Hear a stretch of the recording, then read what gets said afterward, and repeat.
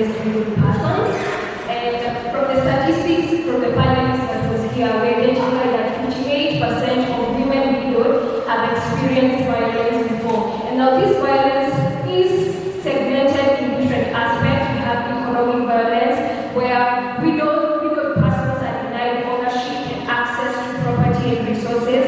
And this breeds emotional abuse in a way that it affects a woman or a man psychologically. We also have the GBV aspect of the abuse, and we identified two major parties that could be involved in providing solutions, that is community-based solutions, and also religious solutions. We also identified gaps before I mentioned the recommendations, and some of the gaps that we identified is that there is lack of awareness on widowed persons' rights due to illiteracy levels.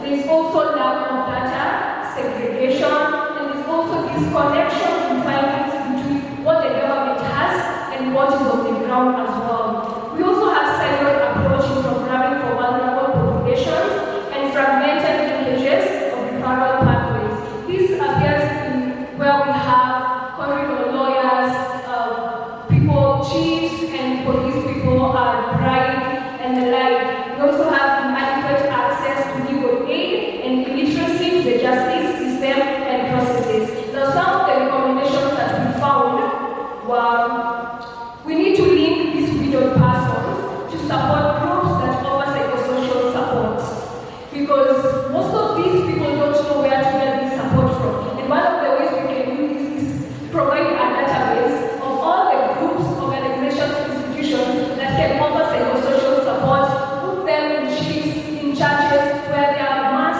group of people who can be able to access this type of information.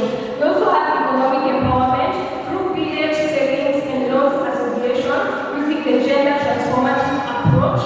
We also need to sensitize on paralegal trainings and through barazas, gathering people in chiefs, chief gatherings, religious institutions, to provide awareness of the rights of widowed persons. Some of the faith-based resolutions that we came up with were spiritual leaders to come up with emotional support for widowed persons and also offer charities and material support as well. And these reformed religious leaders, those who had purity goals, they could start preaching this mindset shift to their people, to the congregation, so that this cultural norms stop being normalized. We also have engaging male champions, which is very important, to also shift mindset and stop the primitive practices such as cleansing and white inheritance, and also provide dialogue, intergenerational, intergender dialogues that involve all the parties responsible for it to stop being a one-centered agenda. And partnership with CSOs to strengthen widowed networks. This is with influential political leaders, religious leaders, community health promoters. Now, all these people need to come together for this violence to finally come to a stop. And from the Kenya Red Cross, use the DAPS, the Dignity, Access, Participation, and Safety Framework, whereby we focus on participation to include widowed persons in governance structures and forums that affect them.